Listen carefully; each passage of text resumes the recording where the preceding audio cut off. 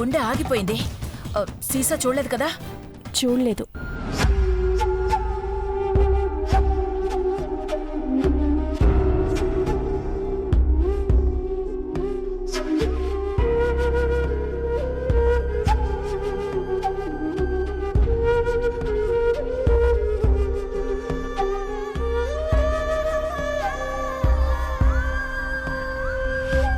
పెద్దబాబు,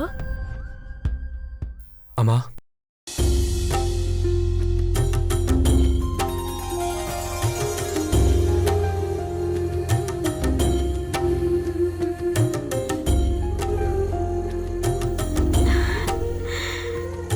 నా కొడుకు దిష్టి చుక్క పెట్టకున్నా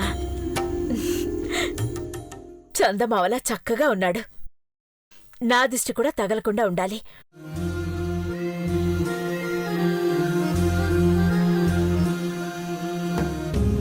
అమ్మ దృష్టి కొడుకు మీద ఎప్పుడు ఉంటుందమ్మా. అది దిష్టి కాదు, రెప్పలార్చకుండా ప్రసరించే ప్రేమ.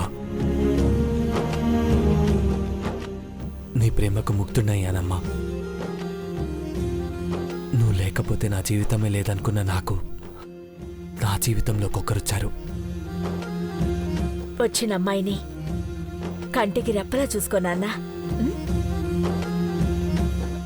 ఈ అమ్మ ఒడిలో నిద్రపోయే బాలచంద్రుడు ఇక గర్భం దాల్చే భార్య ఒడికి చేరాలి. సుపుత్ర ప్రాప్తిరస్తు.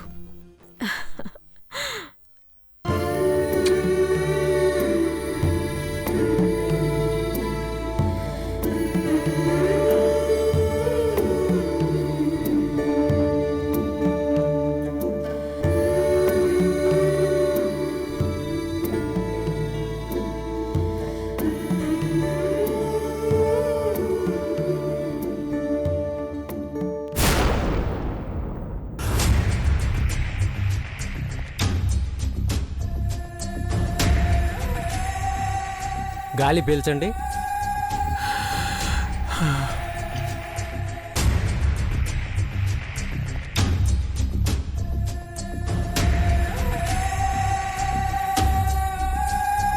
ఫైల్ ఇటు.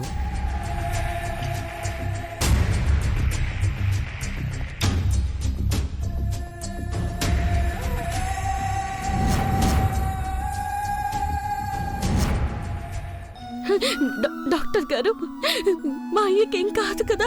భయపడాల్సిన పని లేదు. బీపీ ఎక్కువై అలా పడిపోయారు. ఇక మా అయ్యని ఇంటికి తీసుకుపోవచ్చా సార్? మీ ఇష్టం. ప్రాబ్లం అయితే ఏమీ లేదు. అయ్యా, ఇంటికి పోదామా? వద్దు.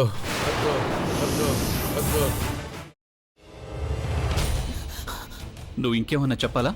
ఇంకేమన్నా అబద్ధం చెప్పాలనుకుంటే చెప్పేయి. నేను చూడాలనుకుంటున్నాను నన్ను మోసం చేయడానికి నువ్వు ఎంత నీచానికి దిగజారగలవు అని. ఎందుకు ఆలియా, ఎందుకు నువ్వు ఇలా చేసావు? నీకు తెలుసు కదా నానమ్మ తర్వాత నీ ఒక్కదానిని కదా నేను పూర్తిగా నమ్మేది. ఏమన్నావు నువ్వు? ఈ మధ్య అన్నిటినీ మర్చిపోతున్నావా? అది చాలు. వాటిలో ఉన్న శక్తి విషయాన్ని గ్రహించి మనకు వివరిస్తాయి.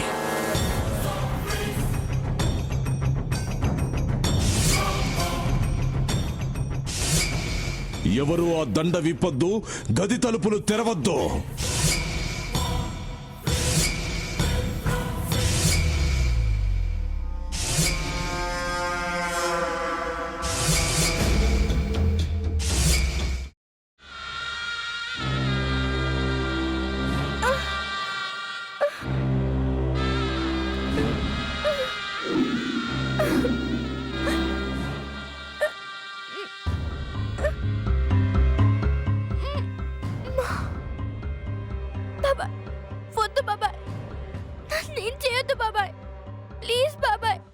నీకు నిజం తెలిసినప్పుడే నా ఆలోచనలో నువ్వు చచ్చిపోయావు. ప్లీజ్ కొంచెం తినండి. ప్లీజ్.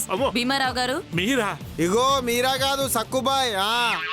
అవును, మీ పనామే లేచిపోయిందని చెప్పి కంప్లైంట్ ఇచ్చినావు కదా. రేయ్, ఆయన కంప్లైంట్ ఇచ్చింది లేచిపోయిందని కాదు, కనిపించడం లేదు అని. అట్లానా? సరే మేడం. ఇడియట్. ఆ వంట మనిషి పేరేంటన్నారు? రత్తాలు మేడం. ఏం పెద్ద మంచి నీ వంట మంచిని కూడా మేడం అని పిలుస్తావా? రేయ్ హాఫ్ బ్రెయిన్,